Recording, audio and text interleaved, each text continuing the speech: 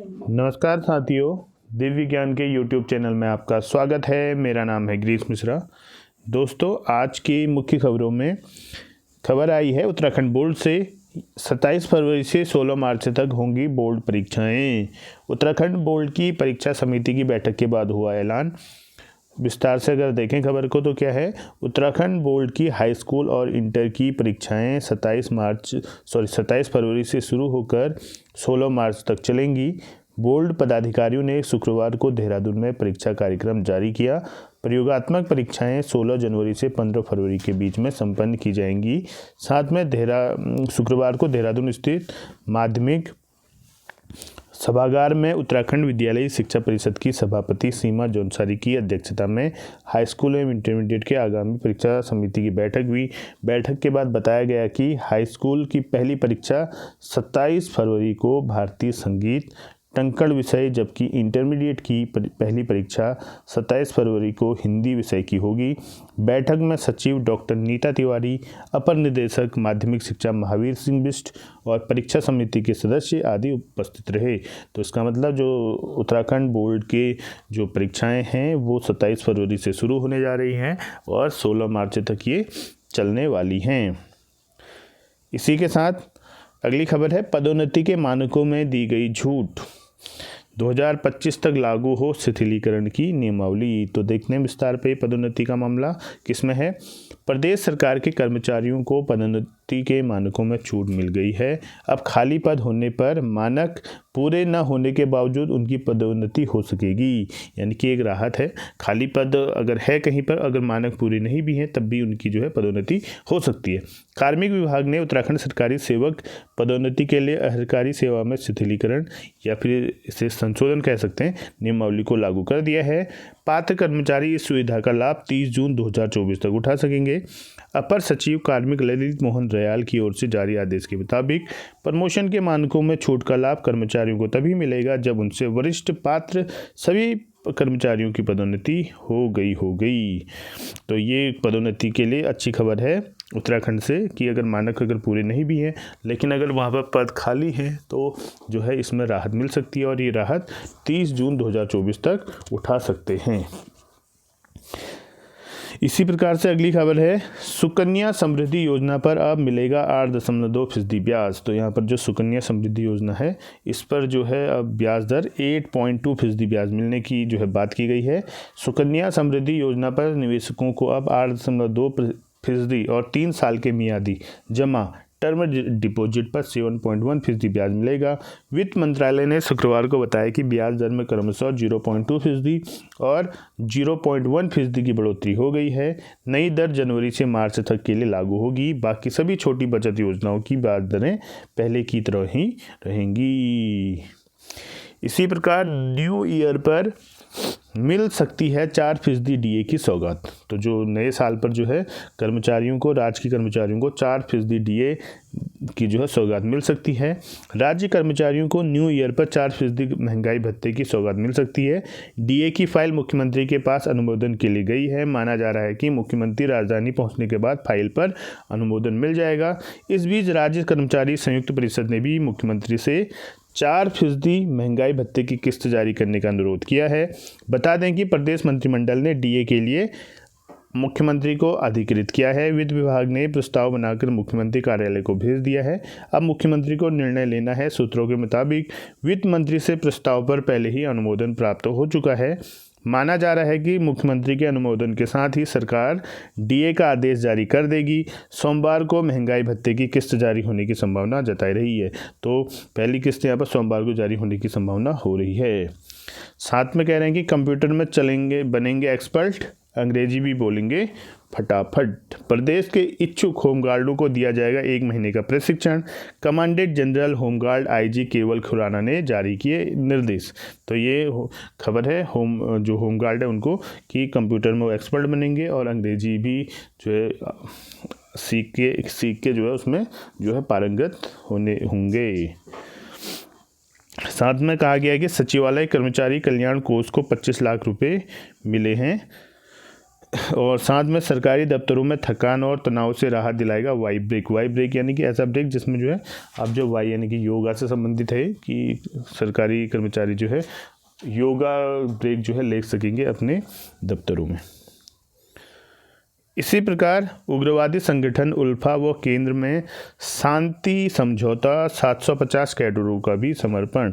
जो north east में जो उग्रवादी संगठन है जिसमें उल्फा है, ठीक, उसका जो है केंद्र सरकार के साथ शांति समझौता हुआ है जिसमें 750 कैडरों ने क्या किया, उसमें आत्मसमर्पण किया है अमन की ओर असम। अब जो है असम में जो है अब धीरे धीरे शांति हो रही है। इससे पहले जो है बोडो समझौता हुआ था, उससे पहले भी और भी जो उग्रवादी संगठन हैं इनका जो समझौता केंद्र सरकार के साथ हुआ था, तो अब साथ में उल्फा ने भी यहाँ पर समझौता किया है। गृह मंत्री शाह ने कहा पूर्वोत्तर के लिए शांति के दौर की नई शुरुआत है। तो ये अच्छी खबर है भारत के नॉर्थ ईस्ट से आई है कि यहाँ पर जो उग्रवादी संगठन है उल्फा, उसने केंद्र सरकार के साथ शांति समझौता कर लिया है। बढ़ते हैं अगली खबर। प्राइवेट स्कूलों के शिक्षकों की योग्यता जांची जाएगी। विभिन्न स्कूलों की शिकायतें मिलने पर सीईओ ने दिए आदेश। जो प्राइवेट स्कूल है यहाँ पर शिक्षकों की योग्यता जांची जाएगी क्योंकि शिकायत मिल रही है कि जो निजी विद्यालय हैं ये किसी प्रकार के जो बिना मानकों की अनदेखी किए जो है यहाँ पर शिक्षकों को रख रहे हैं, जिससे कि जो है शिक्षा की गुणवत्ता में जो है बहुत ही गिरावट देखने को मिल रही है। बिना जो बीएड डिग्री धारक, बिना टीटी पास अभ्यर्थियों को जो प्राइवेट स्कूल में रखा जा रहा है और उसके बाद उनको कम फीस देकर जो है वहाँ पर जो काम चलाया जा रहा है। तो इसलिए जो है प्राइवेट स्कूलों के शिक्षकों की योग्यता जांचने की यहाँ पर बात हो रही है। विभिन्न स्कूलों की शिकायतें मिलने पर सीईओ ने आदेश जारी किए हैं। 1 सप्ताह के भीतर बीओ को पूरी करनी होगी जांच पड़ताल। एनसीटीई के मानक के अनुसार शिक्षकों की नियुक्ति जरूरी है, चाहे वो निजी विद्यालय हों या फिर वो किसी प्रकार के गवर्नमेंट विद्यालय हों। राजधानी में फंस सकते हैं कई शिक्षक, स्कूलों के शिक्षक। अभी राजधानी देहरादून की बात है। शिक्षा विभाग के सूत्रों ने बताया कि निजी स्कूलों में बड़ी संख्या में शिक्षक मानक पूरे किए बिना ही पढ़ा रहे हैं। बड़ी संख्या में ऐसे शिक्षक भी हैं जिनके पास फर्जी या अमान्य डिग्रियां हो सकती हैं। जांच के दौरान शिक्षकों की डिग्रियों का सत्यापन करवाया जा सकता है।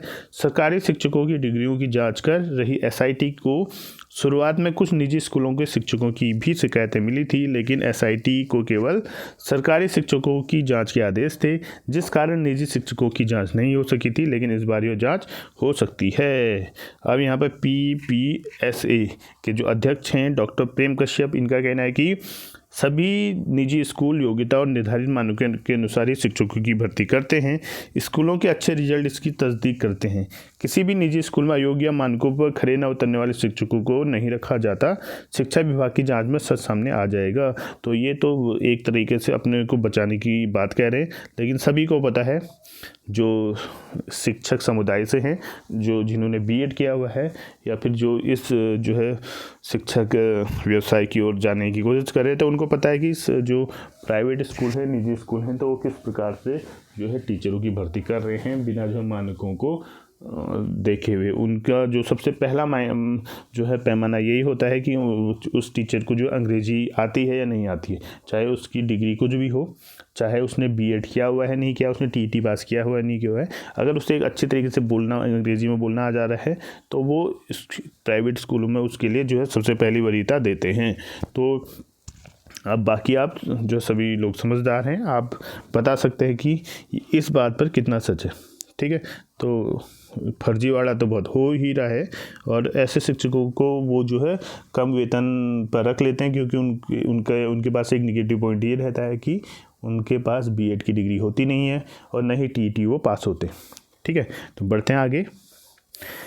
अंतिम खबर है आज, सरकारी स्कूलों में विज्ञान की द्विभाषी किताबें मिलेंगी।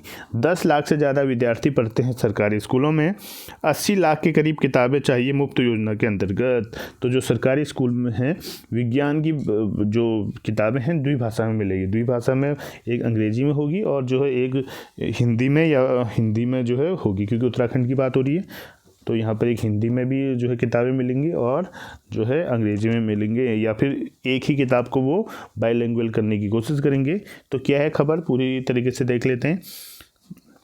नए सत्र 2024-25 में उत्तराखंड के सरकारी स्कूलों के छात्रों को विज्ञान विषयों की किताबें हिंदी और अंग्रेजी दोनों भाषाओं में मिलेंगी। यानी एक पेज पर पाठ हिंदी में होगा और उसके सामने दूसरे पेज पर उसका अंग्रेजी में अनुवाद रहेगा। यानी कि एक ही किताब एक ही रहेगी, उसमें जैसे पेपर आता है आपका, देखा इंग्लिश में भी आता है हिंदी में भी आता है, एक पेज में जो पूरा इंग्लिश में लिखा होगा और एक साइड में पूरा हिंदी में लिखा होगा, तो दोनों ही भाषाओं में होगा। यानी बाइलिंगुअल जो है वो किताब होने वाली है विज्ञान की सरकारी स्कूलों की। हालांकि शिक्षा विभाग ने पहले भाषा के अलावा बाकी विषयों की किताबों को द्विभाषी बनाने की योजना की थी, पर बस्ते का वजन बढ़ने और प्रक्रिया जटिल होने के कारण इसे संशोधित किया गया है। डीजी शिक्षा बंशीधर तिवारी ने इसकी पुष्टि की है। उन्होंने बताया कि शिक्षा विभाग स्वयं किताबें प्रकाशित कराएगा। इसके आदेश जल्द जारी किए जा रहे हैं। उधर छात्रों को इस साल भी समय पर किताबें मुहैया करा पाना शिक्षा विभाग के लिए चुनौती से कम नहीं रहेगा, क्योंकि आपको पता है कि जो उत्तराखंड में जो है किताबें तब मिलती हैं जब जो है फाइनल एग्ज़ाम होने वाले होते हैं। कुछ स्कूल में तो तब मिल रही हैं जब वो अब जो है दिसंबर के बाद की किताबें जो है पहुँच रही हैं। तो आप कह सकते हैं कि पूरे साल भर किताबें मिलती नहीं, अंतिम में मिलती है तो उसका उतना फ़ायदा रहता नहीं है। दिसंबर करीब बीत चुका है, लेकिन अब तक किताबें छपवाने को औपचारिक टेंडर आदि की प्रक्रिया शुरू नहीं हुई है। विज्ञान विषय की किताब का अनुवाद भी शुरू होना है, तो अभी तो इसमें बहुत वक्त लगने की उम्मीद है। देखते हैं आगे जो है कितना ये जो है इनका प्लान सफल हो पाता है और इसका लाभ सीधे बच्चों को मिल पाता है। तो दोस्तों ये थी आज की मुख्य खबरें जो है सीधे रूप से जो है शिक्षा से संबंधित थी या फिर आपसे संबंधित थी। तो मिलते हैं आपसे इसी प्रकार की वीडियो के साथ, तब तक के लिए धन्यवाद। जय हिंद, जय भारत, जय उत्तराखंड।